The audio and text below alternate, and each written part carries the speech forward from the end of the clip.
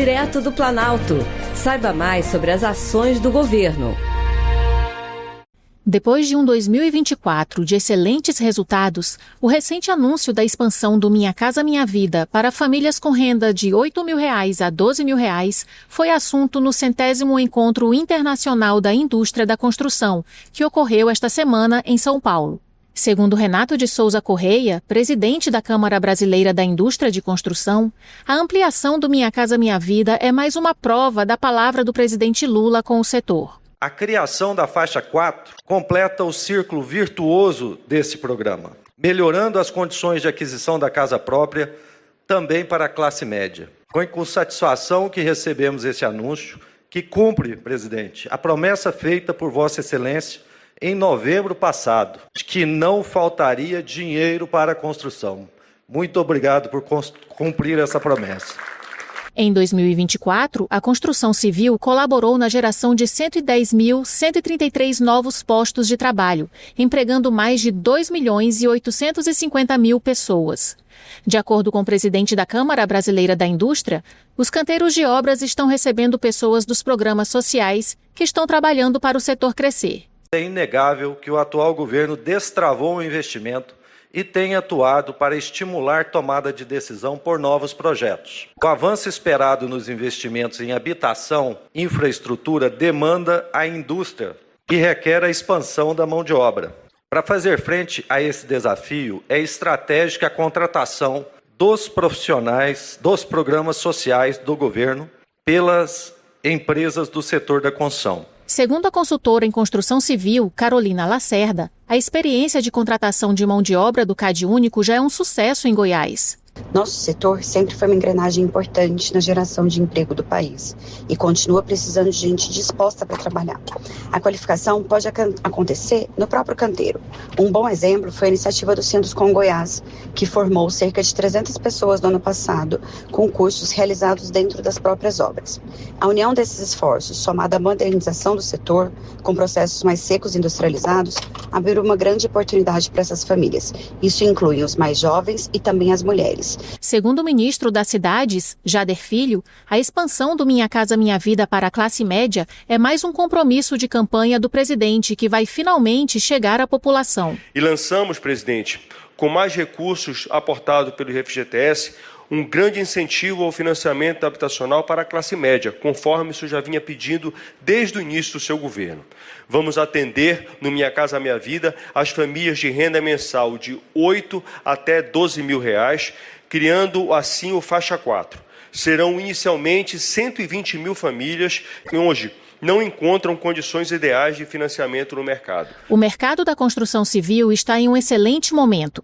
O setor teve um desempenho destacado em 2024, registrando um crescimento de 4,3% e encerrando o ano com um produto interno bruto de mais de 350 bilhões de reais. O ministro-chefe da Casa Civil, Rui Costa, ressalta que o governo federal tem criado ambiente para este cenário. Para crescer, para desenvolver um país, algumas palavras são fundamentais, são chaves: segurança jurídica, previsibilidade e confiança. Confiança num país. Para o presidente Lula, a ampliação do Minha Casa Minha Vida para a classe média é uma medida de justiça social, assim como a isenção do imposto de renda. Eu sempre achei que quem ganha até 5 mil não deveria pagar imposto de renda.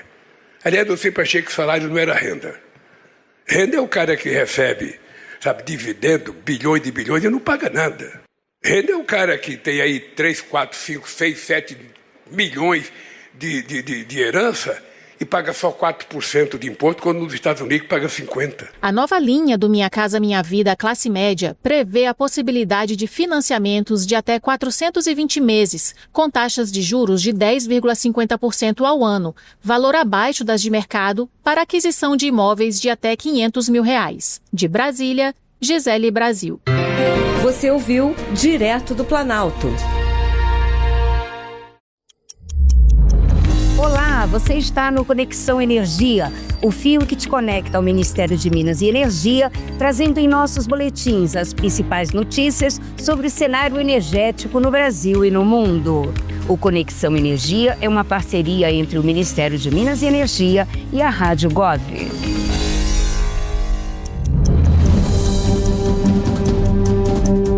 Ao participar do Gas Week 2025 nesta terça-feira em Brasília, o ministro de Minas e Energia, Alexandre Silveira, cobrou o senso de urgência da Agência Nacional do Petróleo, ANP. Silveira não poupou críticas à atuação do governo anterior na área do gás natural e exigiu que a ANP, vinculada ao Ministério de Minas e Energia, cumpra a agenda regulatória para destravar avanços no setor brasileiro de gás. Nós vamos avançar porque o governo do presidente Lula tem um foco: fazer inclusão social, gerar emprego, gerar renda. Ele entende que a única compreensão da gente construir um país melhor é a gente se desenvolvendo de forma estruturada. É evidente, respeitando a iniciativa privada, respeitando o contrato, mas usando a regulação para poder tanto fiscalizar quanto para poder corrigir distorções que notoriamente foram criadas por políticas entreguistas lideradas pelo ex-ministro da Fazenda, Paulo Guedes. Política de sustentabilidade e de transição energética, segundo Silveira, também estão na linha de frente do MME. O Ministério de Minas e Energia é o ministério que mais implementou política de sustentabilidade.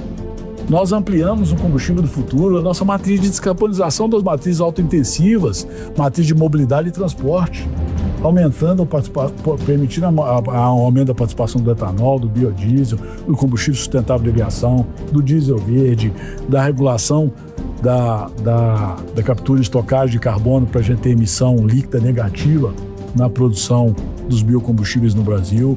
Nós implementamos a política, nós aprovamos a lei de forma recorde da eólica offshore no Congresso Nacional, nós implementamos mandato para o biometano.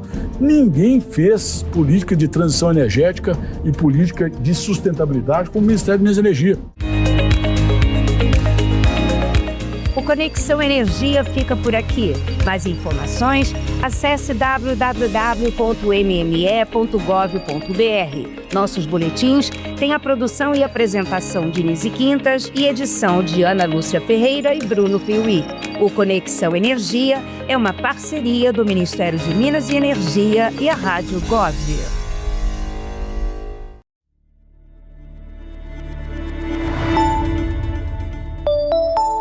Olá, eu sou Patrick Samartin e você está ouvindo o Boletim MEC. O MEC anunciou nesta terça-feira, 8 de abril, investimentos na educação de Sergipe. São investimentos em diferentes programas da pasta que atendem diretamente a estudantes e redes de ensino do Estado. Apenas para o pé de meia, o MEC destinou um total de R$ 147 milhões em incentivos aos jovens sergipanos participantes da poupança do ensino médio em 2024. Neste ano, 59 mil estudantes de Sergipe já receberam a primeira parcela do programa, paga na última semana, referente à matrícula do ano letivo, o que corresponde a 75% dos jovens matriculados no ensino médio público do Estado. O número é parcial, apurado até 3 de abril. O ministro da Educação, Camilo Santana, esteve no evento e destacou o papel do pé de meia no futuro dos jovens sergipanos. Quase 500 mil de jovens que todo ano, como vocês, saem da escola. E o maior motivo de abandonar a escola é ter que trabalhar. Por isso, só um presidente com a sensibilidade, como o presidente Lula tem, de cuidar das pessoas, criou o programa Pé de Meia, que hoje já beneficia 4 milhões de jovens em todo o país. Aqui em Sergipe, 63 mil jovens. Durante a visita em Aracaju, o MEC também anunciou outras iniciativas no estado. O repasse de R$ 3,3 milhões para a retomada do ProJovem, R$ 1,6 milhão de investimento para o programa Partiu IF, que beneficiará alunos de baixa renda do 9º ano do ensino fundamental de escolas públicas. E para a educação básica, Sergipe vai ganhar 2 escolas de tempo integral. Para encerrar a agenda no estado, a comitiva do MEC visitou ainda as obras de reforma da Escola Estadual Professor Francisco Portugal, que recebeu aportes de R$ 1,7 milhão das obras em execução. Para saber mais ações do Ministério da Educação em Sergipe e em outros estados, acesse o nosso portal www.gov.br/MEC. Ministério da Educação, Brasil, União e Reconstrução, Governo Federal. Senhoras e senhores, com a palavra, o presidente da República, Luiz Inácio Lula da Silva.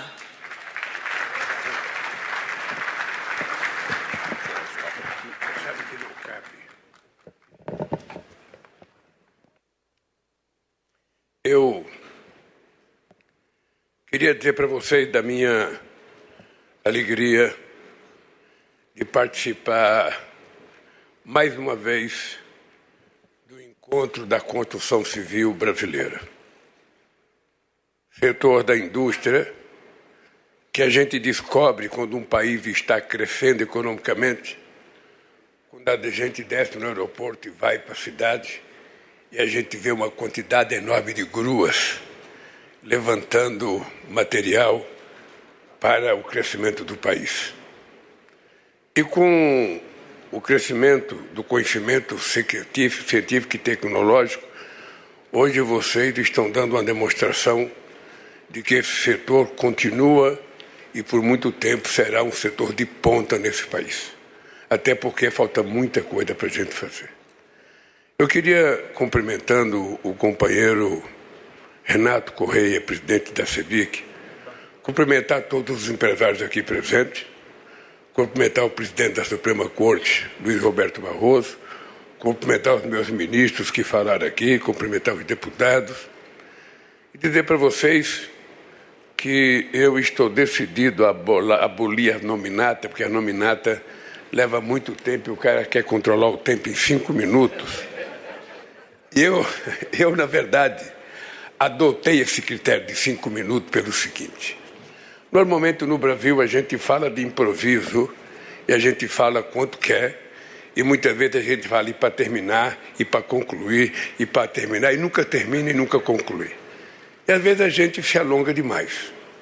Eu, quando presidente, comecei a viajar para participar do G7, para participar do G20, para participar dos BRICS, e todas as reuniões, ninguém, por mais importante que seja o presidente, ou da China ou dos Estados Unidos, ninguém fala mais que 5 minutos.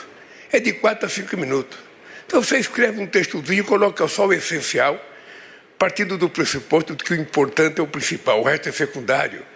A gente consegue fazer as coisas bem feitas e dizer aquilo que a gente quer dizer. E hoje eu estou prejudicado. Prejudicado porque já falou primeiro o presidente de vocês.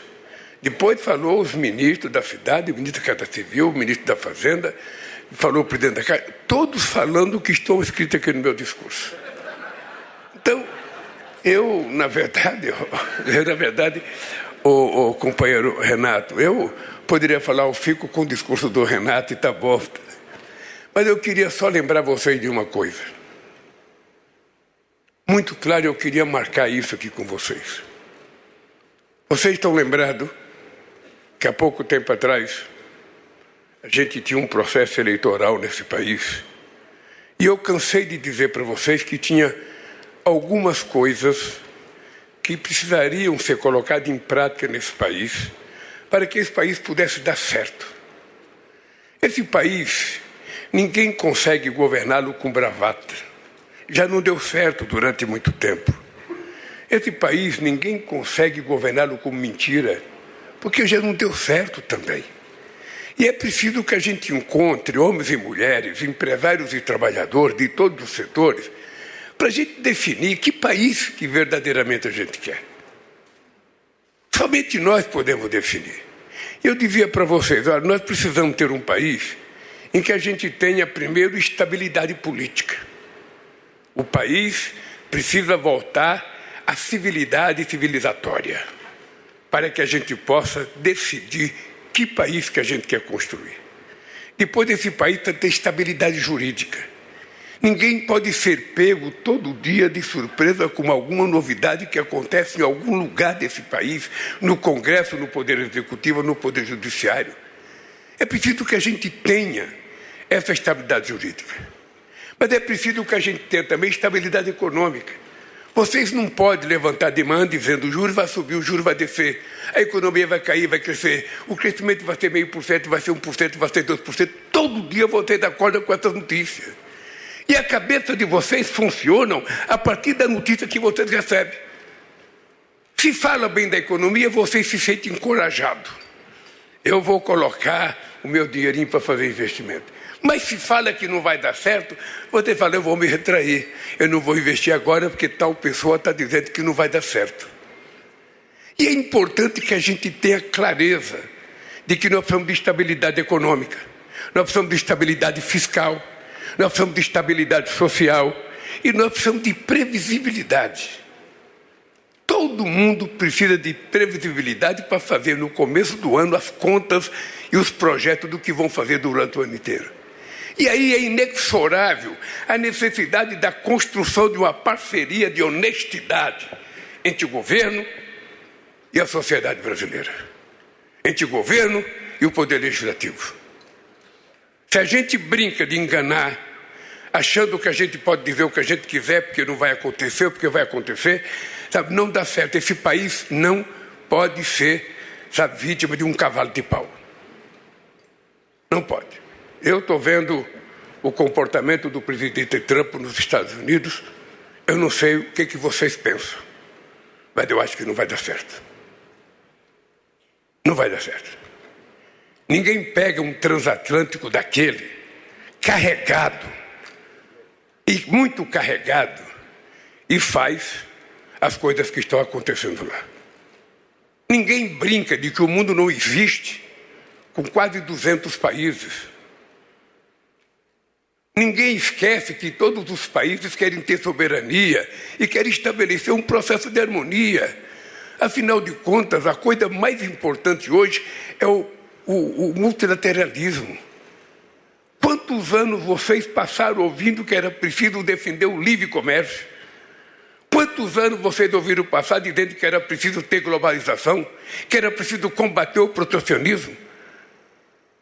Desde os anos 80, quando Thatcher na Inglaterra e Reagan nos Estados Unidos assumiram o governo. E de repente o mundo tem um cavalo de pau, em que o cidadão sozinho acha que ele é capaz de ditar regras para tudo que vai acontecer no mundo. Eu tenho que dizer para vocês que pode não dar certo.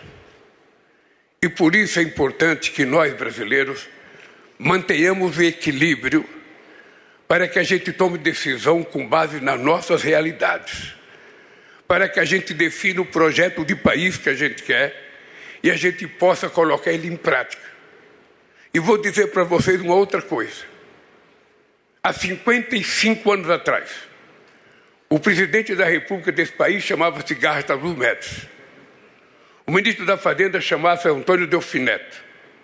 E a economia desse país crescia a 14%. Naquele período, a Arena elegeu quase todos os governadores do país, elegeu quase todos os deputados desse país e quase todos os senadores. Em 1974, há 51 anos atrás, houve uma virada na política e o PMDB elegeu 16 senadores. Não sei se vocês estão lembrados. Eu lembro porque aqui em São Paulo a gente conseguiu eleger o Quércia contra o Carvalho Pinto. E foi uma afronta para o Carvalho Pinto. Mas eu estou contando esse caso para chegar a um outro número. Naquele tempo, a publicidade do partido político que ganhou as eleições, do PMDB, os que têm a minha idade devem se lembrar, uma frase que dizia: o sol nasceu para todos, mas também nasceu para mim. Era o slogan do PMDB naquela época. E naquela época o PMDB dizia na televisão que nós tínhamos um déficit habitacional de 7 milhões de casas. Presta atenção. Há 51 anos atrás, a propaganda na televisão de um partido político que depois virou um partido que elegeu quase tudo, era de que nós tínhamos no Brasil um déficit habitacional de 7 milhões de casas. Vocês viram eu levantar e conversar ali com meu companheiro Renato. Eu fui perguntar para o Renato: Renato, quanto é o déficit habitacional hoje no Brasil? Ele falou: 7 milhões de casas. Ou seja, são 51 anos depois. 7 milhões de casas, mesmo sendo o meu governo o que mais construi casa, porque desde que a gente começou Minha Casa Minha Vida, nós já fizemos quase 8 milhões de casas. E ainda temos um déficit de 7. Significa que nós estamos enxugando gelo. Significa, companheiro Haddad, companheiro Rui, companheiro Barroso, companheiros empresários, significa que nós precisamos fazer muito mais. Porque por mais que a gente faça, a gente sabe que a maioria das casas construídas nesse país ainda é casa construída no mutirão pelas pessoas que invadem um terreno, que compram um terreninho 5 por 25 e vai fazendo as casas toda torta, mas vai fazendo. Quando nós criamos o programa Moradia, nós tínhamos naquela época 3.700.000 casas construídas pelo próprio povo. E nós estamos fazendo muita casa e ainda temos 7 milhões de déficit. Por que eu estou dizendo isso? Eu estou dizendo isso porque companheiros e companheiras do governo, companheiros e companheiros empresários, nós precisamos dar um salto de qualidade naquilo que nós fizemos. Eu, da mesma forma que eu dizia para o Haddad, quando ele era ministro da Educação, Haddad, a gente não pode, passar para a história depois de governar esse país sem dar uma revolução na educação desse país. E conseguimos fazer uma coisa que ninguém esperava que a gente fizesse. A maior quantidade de universidades na história desse país, a maior quantidade de campos avançados nesse país e a maior quantidade de institutos federais nesse país. Tinha 140 construídos em um século. E nesse período nós vamos terminar o meu mandato com 782 institutos federais para qualificar a mão de obra desse país. Nós fizemos um compromisso com todos os 5.600 prefeitos desse país para que a gente possa alfabetizar até 2030 80% das nossas crianças até o segundo ano de escolaridade. Porque se a gente não alfabetizar, o ensino, o futuro dele estará perdido. Porque a cada ano que passar, ele vai ficar mais atrasado ainda. Nós estamos assumindo um compromisso de fazer escola de tempo integral, não apenas para garantir ao estudante que fique na escola com mais garantia, mas para dar flexibilidade à mãe e ao pai de poder ter uma atividade fora de casa e saber que o filho está tendo cuidado, que não está à mercê de uma bala perdida em qualquer viela desse país. E tudo isso custa dinheiro. E a definição que nós temos que ter é se isso é gasto ou investimento. Essa é a grande definição que a gente tem que ter enquanto governo.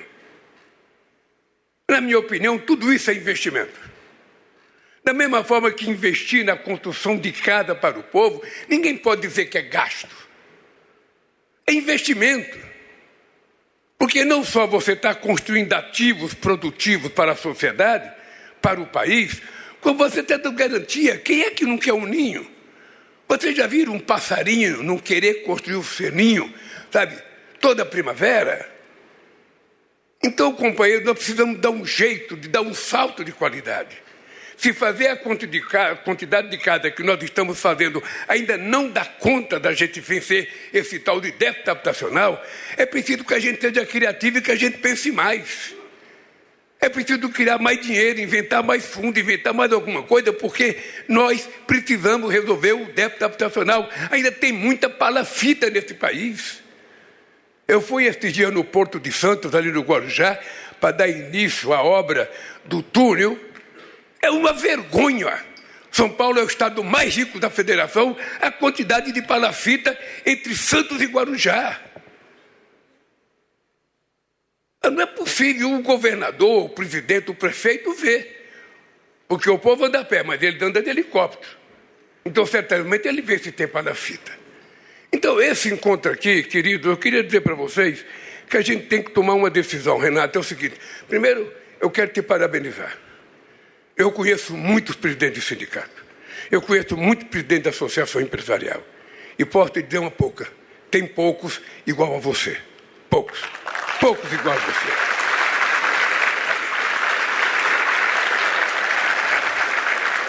Eu sou daquele que prefiro falar bem na frente e falar bem publicamente, porque tem gente que fala bem da gente no individual e por detrás fala mal. E por que eu acho que você é um dos melhores que eu conheço? Porque você, da mesma forma que tem capacidade de reconhecer as coisas que nós fazemos, você com a mesma capacidade cobra aquilo que faltou ser feito. É de homem assim e de mulher assim que nós precisamos. Sabe, que a gente seja mais verdadeiro. Que tipo de país que a gente deseja? Sabe? E esse país, ele só vai dar certo se a construção civil der certo. Nós vamos fazer até o final do meu mandato 46 concessões ferrovia e rodovia nesses países. Contra meia dúzia que foi feito, sabe, durante tanto tempo atrás. E nós vamos fazer concessão sem fazer outorga. Porque a tal da outorga era quase que vender uma estrada para que o governador tivesse dinheiro para fazer outra obra. E o preço da outorga era colocado no preço do pedágio para quem pagar? Para o usuário pagar. Então o Estado está tirando, nós estamos tirando a outorga para que o beneficiário da concessão seja o usuário. O motorista de carro, de caminhão, de ônibus, que é quem precisa ganhar. Não é o governo que precisa pegar 8 milhões, 10 para fazer outra coisa. Então esse país, companheiros, só será construído se vocês quiserem. Esse país precisa de uma vez por todas, sabe, evitar as bravatas. Quem é que imaginava que a gente pudesse aprovar uma reforma tributária nesse país? Vamos ser francos, olhe para mim. Quem é que acreditava que a gente podia fazer uma reforma tributária nesse país com um Congresso teoricamente adverso? Não sei se vocês se lembram, o meu partido só elegeu 70 deputados, de 513. Era impossível, teoricamente, você imaginar que a gente ia aprovar uma reforma tributária. E ela foi aprovada.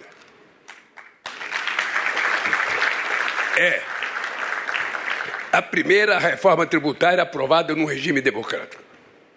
Porque quando tem ditadura é fácil.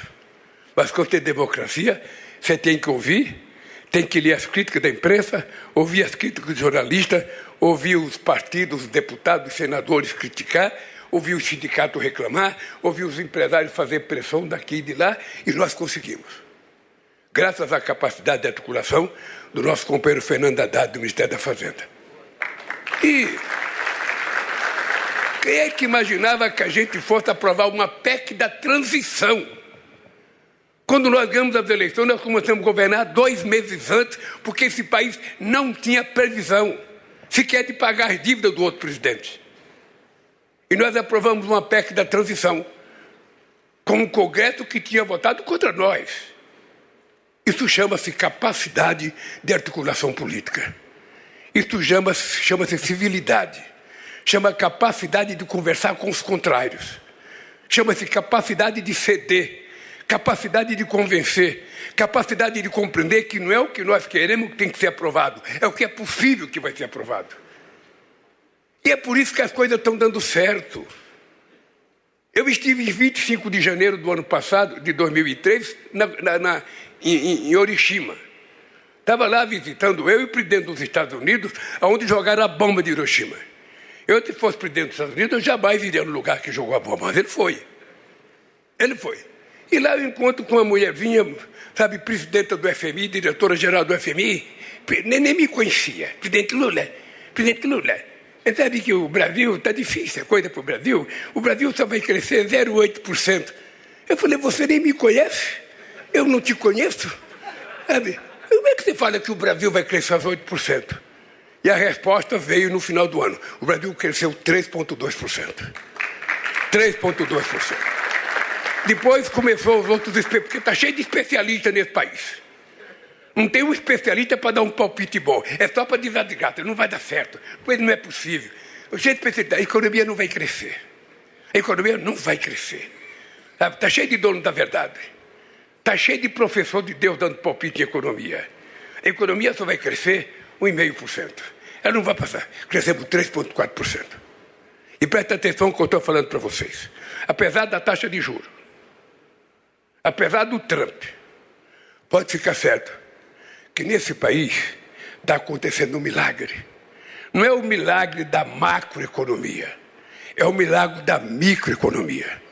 Porque, embora eu não tenha um curso de economista da Unicamp, nem da USP, nem da Fundação Getúlio Vargas, nem da Universidade Federal do Rio de Janeiro, eu tenho a consciência de que o dinheiro tem que circular na mão de todos. O dinheiro não pode ficar concentrado na mão de meia dúzia, vivendo de especulação, recebendo dividendos e aplicando. Não. Esse dinheiro precisa circular. É por isso que nós temos hoje a maior e mais importante política de microcrédito da história desse país. Eu quero o dinheiro circulando na mão do povo de baixo.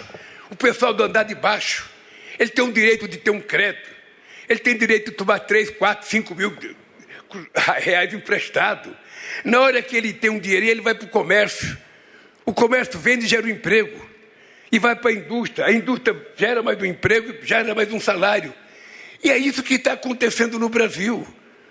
É isso, a Caixa Econômica falou dos créditos dela aqui, do Banco do Brasil é igual ao maior, do BNDES é igual ao maior. Até o Sebrae estava dizendo, eu já emprestei 4 bilhões para a cooperativa. E esse dinheiro circula no mercado. É isso que eu queria que vocês compreendessem. E nós ainda temos coisa para falar, vai ter novidade para falar. Não vou dizer, porque a gente, se falar e não aconteceu, eu estou desgraçado. Então, eu vou primeiro esperar a galinha botar o ovo, para saber se o ovo é bom, de segunda, de terceira categoria, pequeno ou grande. Mas veja, esse país tem que dar certo, cara. Eu não voltei a ser presidente pela terceira vez para fazer um governo pior do que eu fiz no primeiro. Eu não sou que nem o Corinthians, que vai para a Libertadores e já perde logo no começo. Eu quero ser campeão desse negócio, eu quero ganhar a Libertadores, ser campeão do mundo. E eu só vou ser se o Brasil for.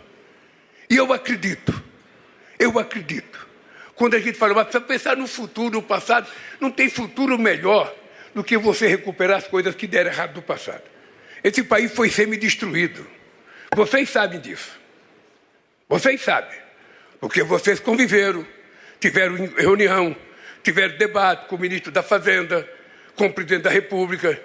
E vocês sabem como é que estava esse país. E nós queremos entregar esse país para que os nossos filhos e os nossos netos possam viver um país com padrão de classe média. Sabe, não custa nada, todo mundo quer morar, todo mundo quer comer, todo mundo quer trabalhar, todo mundo quer se vestir bem, todo mundo quer caçar bem. Não é assim que a gente quer construir uma sociedade em que todo mundo tem uma educação de qualidade. É por isso que eu aposto que esse país vai ter que dar certo. Nós mandamos um projeto de lei agora. Veja que absurdo, gente. Mandamos um projeto de lei anistiando do pagamento, inventando do pagamento de imposto de renda todas as pessoas que ganham até 5 mil reais. É nada. 5 mil reais é nada. Nós já temos isenção até 2 salários mínimos. E vocês sabem quem é que tem que pagar essa compensação? Quem tem que pagar são 141 mil pessoas que ganham mais de 1 milhão por ano. Vocês acreditam que tem gente que não quer? E pagar uma merreca é pagar um pouquinho de nada. Não chega ao máximo 10%. As pessoas não querem pagar. Não querem não. O projeto está no Congresso Nacional. A gente acha que vai ser aprovado porque é uma coisa de fazer justiça social. Sabe? E a gente sabe que no Brasil é preciso fazer justiça social e o imposto de renda é um jeito da gente beneficiar aqueles que ganham menos. E eu sempre achei que quem ganha até 5 mil não deveria pagar imposto de renda. Aliás, eu sempre achei que salário não era renda. Renda é o cara que recebe, sabe, dividendo, bilhões de bilhões e não paga nada. Renda é o cara que tem aí 3, 4, 5, 6, 7 milhões de herança e paga só 4% de imposto, quando nos Estados Unidos paga 50%. Então, eu estou dizendo tudo isso para vocês saberem o seguinte: esse país vai ter que dar certo. Esse país vai ter que dar certo e, pelo amor de Deus, vocês têm que ajudar a gente a acabar com essa marca de 7 milhões. Faz 51 anos, gente. 51 anos. Vocês já fizeram casa, todo mundo aqui já deve ter feito muita casa. Mas algo está acontecendo, parece que a gente está enxugando gelo. Depois de 51 anos, eu pedi para o meu presidente do sindicato, quantas casas falta fazer? 7 milhões. Cara, eu não vou viver mais 51 anos, eu vou viver só até 120 anos. Pelo amor de Deus, vamos pelo menos para o povo brasileiro pagar essa dívida. Vamos, se não zerar, pelo menos alguém me dizer, Lula caiu para 6.999.000 o déficit. Aí eu ficarei feliz. Muito obrigado, gente. Boa sorte para todo mundo.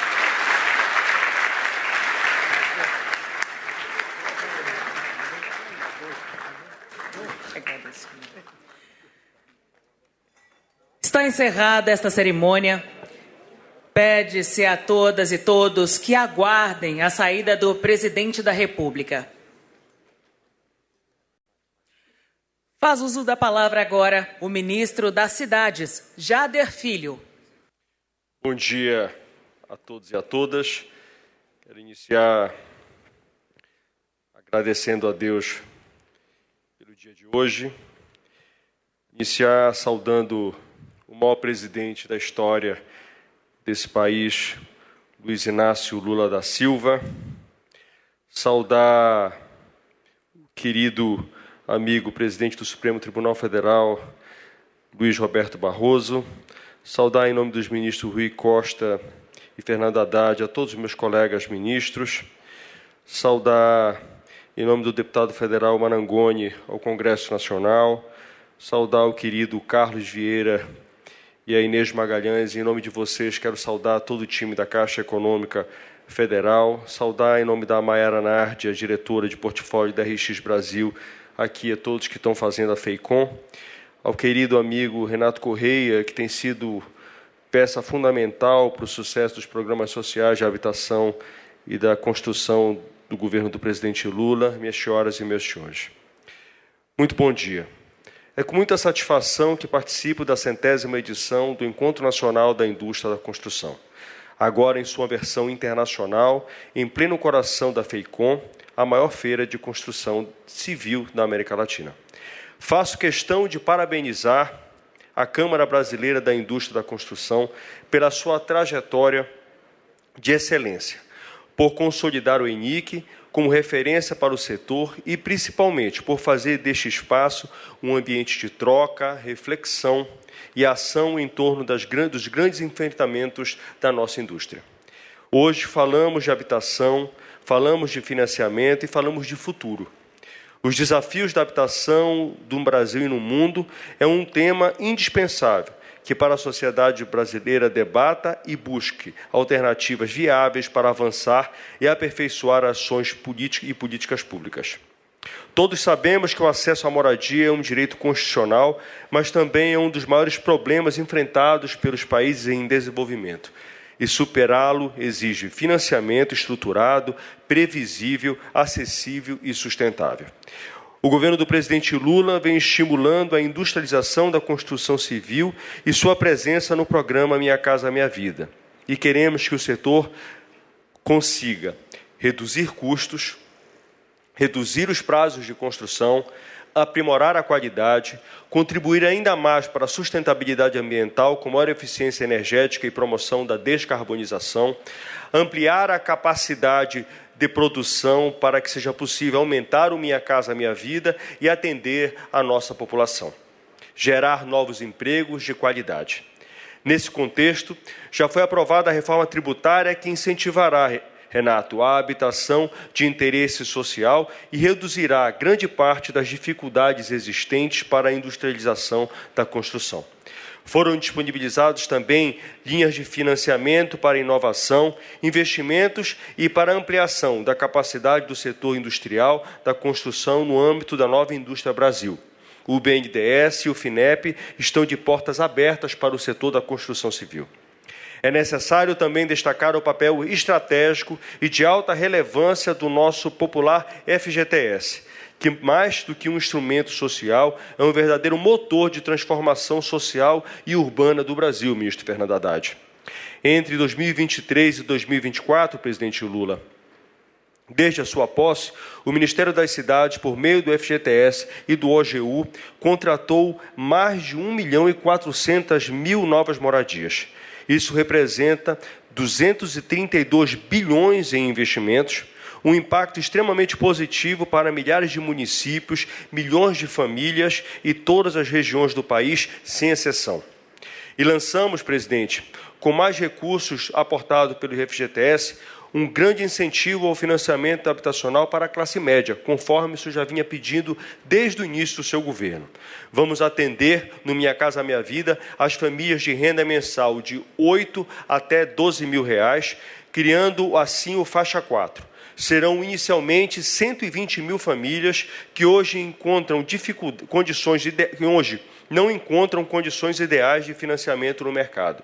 Vamos possibilitar o parcelamento em até 420 meses, com uma taxa de juros de 10,5% ao ano, abaixo das atuais taxas de mercado. Essas famílias poderão adquirir imóveis de até R$ 500 mil. Estamos falando de um fundo que financia a moradia digna, mas também o saneamento básico, a infraestrutura urbana, o desenvolvimento local. O FGTS reduz desigualdades históricas, aproxima a família dos serviços essenciais e impulsiona a geração do emprego e renda. Quero aproveitar essa oportunidade e anunciar que os desembolsos do Minha Casa Minha Vida, tanto do FGTS quanto do AGU, vão adequar suas regras e a forma de operação para viabilizar pagamentos para a construção industrializada, fora do canteiro de obra, conforme sua via, presidente, a época do Rio Grande do Sul, quando aconteceu aquela tragédia, havia nos cobrado. E vamos começar, primeiramente, com o método de construção wood frame, que opera no Minha Casa Minha Vida através de um estudo aprofundado, preparado pela Caixa Econômica Federal, e será permitido adequar pagamentos diversos ao longo do processo produtivo wood frame, conciliando as necessidades das empresas com a segurança para o desembolso de recursos em etapa realizada fora do canteiro de obra. Essa mudança, presidente Lula, contribuirá para que empresas que já utilizam e que vinham a utilizar esse método construtivo participem do Minha Casa Minha Vida e, com isso, reduzindo o prazo de entrega das unidades habitacionais. A Caixa ainda realizará estudos similares para outros métodos de construção industrializada, como steel frame, construção modular, ministro Rui, e pré-fabricado de concreto, para dar o mesmo tratamento que está sendo dado ao wood frame. Esses métodos construtivos, ministro Márcio, contribuem não somente para a redução dos prazos de construção, mas também geram menos resíduos e contribuindo assim com a redução do impacto ambiental. O resultado muito importante para o futuro da construção habitacional no país e para o Minha Casa Minha Vida. Em 2024, o setor da construção civil cresceu 5,1%, alcançando um PIB de 359 bilhões de reais, ministro Fernando Haddad, que é um desempenho acima da média nacional. A formação bruta do capital fixo também avançou significativamente, refletindo o papel do setor no aumento da taxa de investimentos do país. E mais de 110 mil novos empregos formais foram gerados só no último ano. Vale lembrar que a construção civil responde por quase 20% dos novos empregos criados no país, presidente Lula. Esses dados não surpreendem o nosso governo. Eles indicam que o que já sabemos há muito tempo. A construção civil é indutora do desenvolvimento e a habitação é um dos pilares centrais dessa grandiosa engrenagem.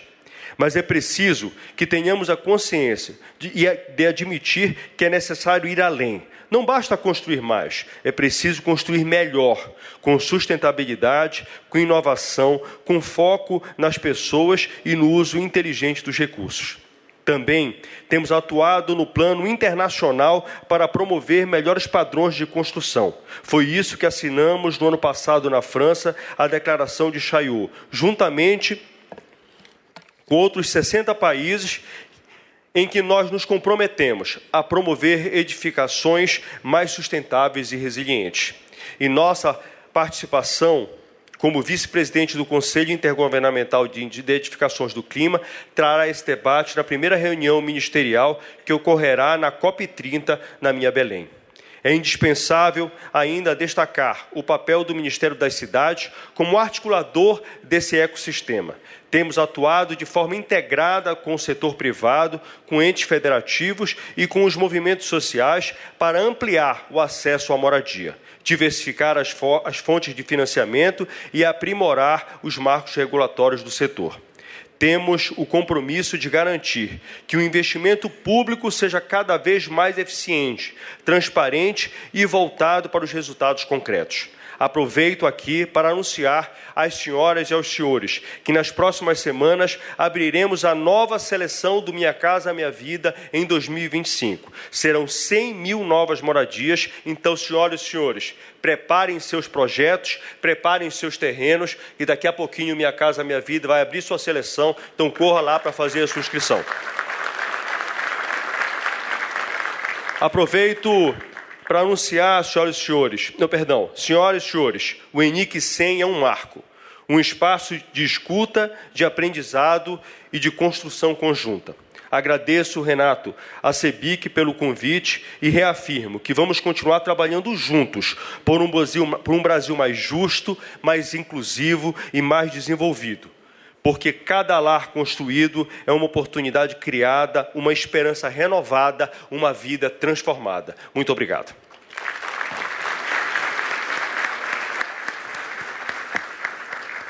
Agora, ouve-se o ministro da Fazenda, Fernando Haddad. Queria cumprimentar nosso anfitrião, Renato Correia, cumprimentar o presidente Lula, presidente Barroso, do Supremo Tribunal Federal, cumprimentar os demais presentes aqui na mesa, na pessoa do Rui Costa, senhoras e senhores. É um prazer estar aqui, mais uma vez, junto à construção civil, porque eu tenho o privilégio de conviver com lideranças do setor na construção de muitas políticas públicas, tanto aqui na Prefeitura de São Paulo, em torno do plano diretor da cidade, quanto no plano federal, sobretudo em relação à construção da grande reforma tributária que nós fizemos e tivemos a oportunidade de dialogar ao longo de 2 anos para tentar buscar o que o Renato chamou de equilíbrio, para que o setor continue prosperando no nosso país. Eu sou um entusiasta da construção civil, acho que um país, nas condições de desenvolvimento do Brasil, tem muito a ganhar com o aporte de apoio à construção civil, e vejo nos números aqui destacados pelo Jader a representatividade do setor numa política de fomento à indústria em geral, à construção civil em particular. São números muito expressivos que dialogam com o perfil dos nossos trabalhadores e também com o perfil do nosso cidadão, ainda desprovido de habitação digna para todas as famílias brasileiras. Então, é uma área em que nós não sofremos concorrência externa, é uma área que produz quase tudo aqui, é uma área que dialoga com o anseio das famílias, sobretudo das mães brasileiras, e é uma área que dialoga ainda com um contingente de trabalhadores que podem dar apoio à indústria a partir das suas habilidades. O que significa dizer que é um setor estratégico fundamental. Nós estamos fazendo muitas coisas, além da reforma tributária, em parceria com o setor. Destacaria aqui o marco de garantias como algo que pode efetivamente ajudar a contribuir ainda mais. O consignado privado, Renato, aparentemente não tem nada a ver com o setor. Nós estamos falando do consignado que foi estendido para os setores do setor privado. Mas pensem vocês no aperfeiçoamento que nós poderemos fazer em seguida, na questão do FGTS. É um pleito do setor, na minha opinião, absolutamente justo, preservar os recursos do FGTS para o fomento. E nós estamos, sem querer antecipar medidas, mas nós estamos construindo uma solução muito elegante que preserva o direito do trabalhador a crédito barato, que isso é um direito de todo cidadão, mas, ao mesmo tempo, reserva o estoque de poupança para fomentar o investimento. Nós estamos encontrando esse caminho, construindo juntos, e eu penso que nós vamos ter boas novas a divulgar brevemente, no sentido de buscar esse equilíbrio entre a poupança nacional em proveito do investimento e aquilo que é direito das pessoas de, eventualmente, terem acesso a uma linha de crédito mais barata, porque há vários imprevistos ou anseios de consumo que têm que ser suportados por linhas de crédito adequadas. Então, nós estamos reconstruindo muita coisa que foi desarrumada está sendo arrumada, e isso não seria possível sem a interlocução que nós estamos estabelecendo. Governos são compostos de pessoas que, por mais bem intencionadas, não têm conhecimento de toda a realidade, e nós dependemos dos insumos trazidos pela indústria para aperfeiçoar as políticas públicas, que é o que está acontecendo com tudo, com o sistema de crédito que está sendo reformado, com Minha Casa Minha Vida que foi resgatado, e com coisas que ainda estão na mesa para a gente negociar e que a gente sabe que a gente tem que calibrar, sobretudo à luz dos desafios externos que estão colocados desde a semana passada, e nós vamos ter que estar juntos para enfrentar esses desafios. Concluo dizendo que nós temos uma tarefa ainda, Renato, que ainda não foi possível realizar. A gente estava com uma Selic embicando para baixo um ano atrás, e estamos com uma Selic hoje num patamar muito elevado.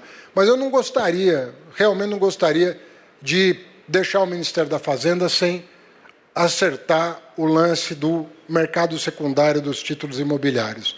A gente avançou nas LCIs, nos CRIs, avançou no marco de garantia. Aliás, agradeço o presidente Barroso, que no CNJ resolveu uma pendência importante do marco de garantias para baratear o crédito imobiliário, mas nós temos que fomentar definitivamente o mercado secundário de títulos imobiliários para garantir vida longa ao crédito barato, para fomentar a indústria da construção civil. E eu gostaria, vamos ver, temos um tempinho ainda até final do ano que vem, mas eu acho que vai dar tempo da gente retomar o debate sobre esse tema e ajudar os bancos a abrir espaço nos seus balanços para continuar apoiando a indústria. Parabéns e muito obrigado.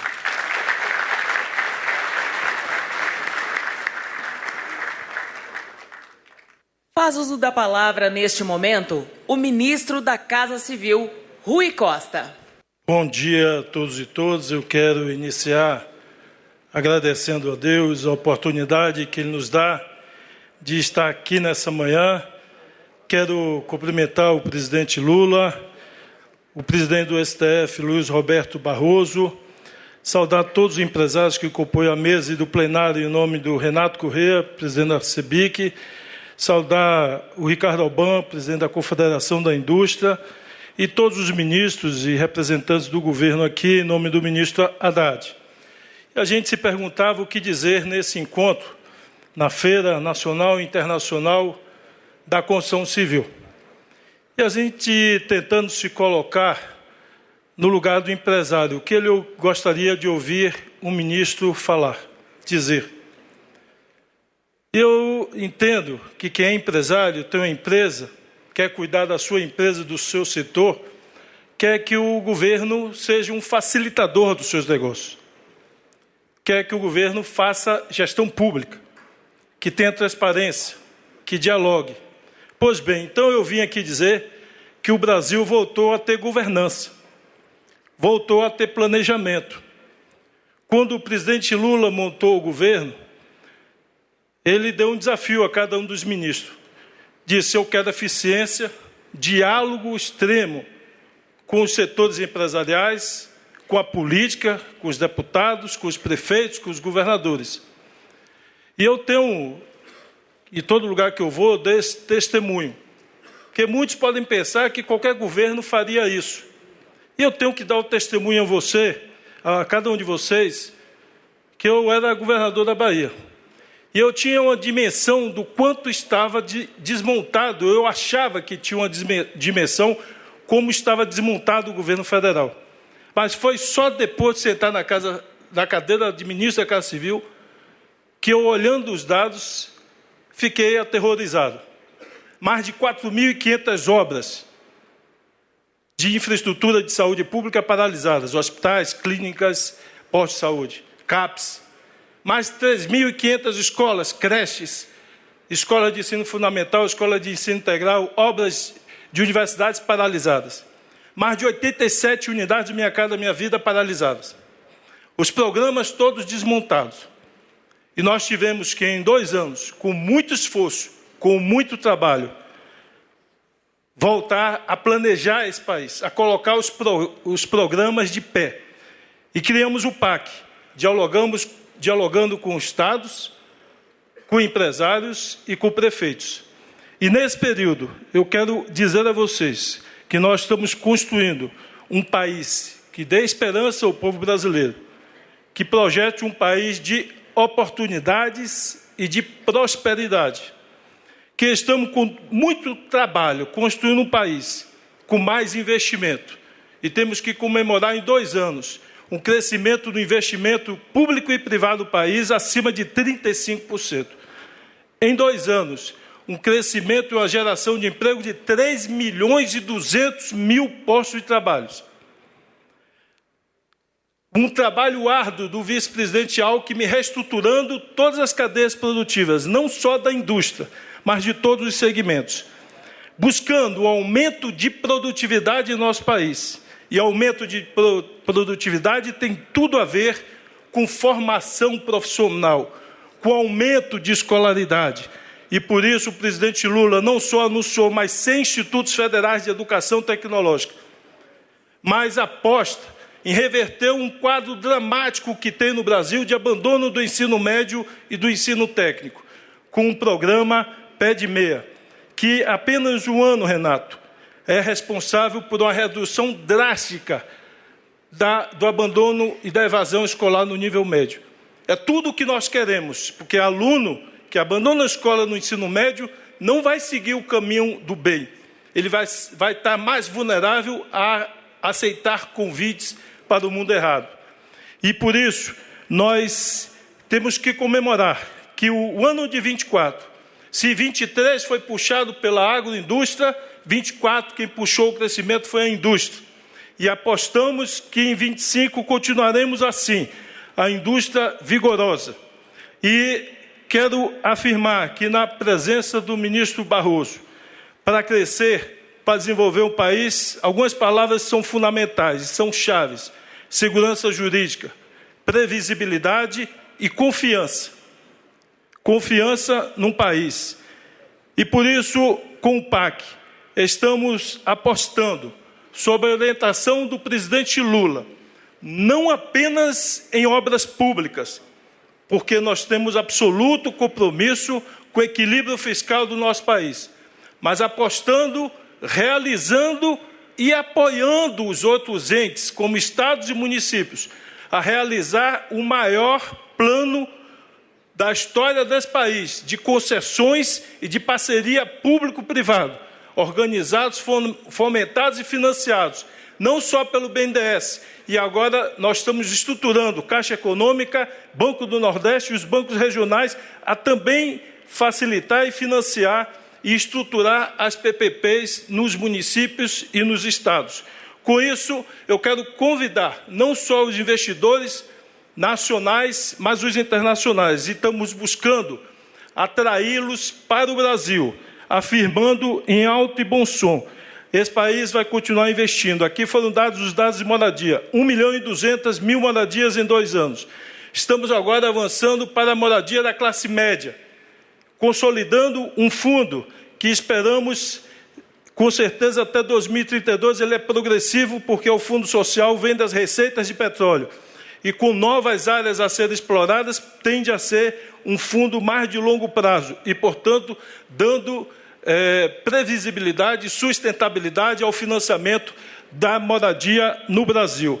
Enfim, quero encerrar dizendo que aqui no país nós não acreditamos em bravatas, nós acreditamos na máxima, que eu gosto de repetir: nada, absolutamente nada, supera o trabalho e a dedicação de cada um de nós.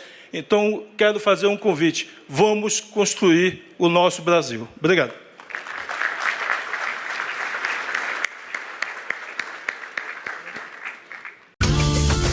Agência BNDES de Notícias.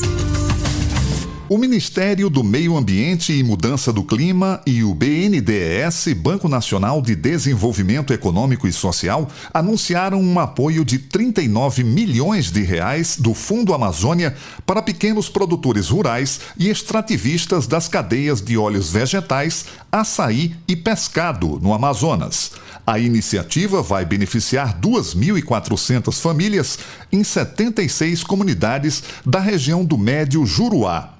O projeto será executado pela ASPROC, a Associação dos Produtores Rurais de Carauari, em articulação com outras 4 associações da região.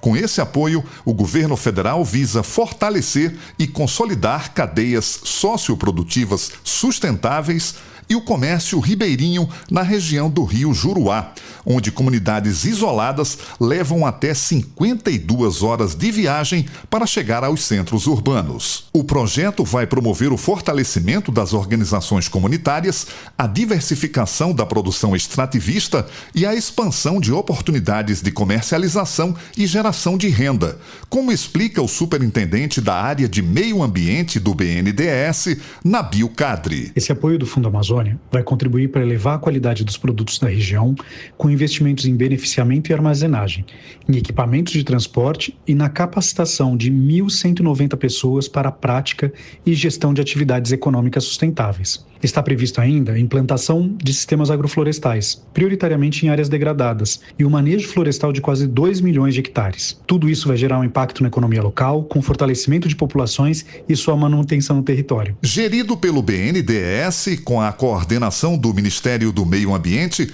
o Fundo Amazônia já apoiou desde sua criação, em 2008, 125 projetos, beneficiando 239 mil pessoas com atividades produtivas sustentáveis e garantindo o manejo sustentável de 75 milhões de hectares de área de floresta. Para mais informações, acesse agenciadenoticias.bnds.gov.br.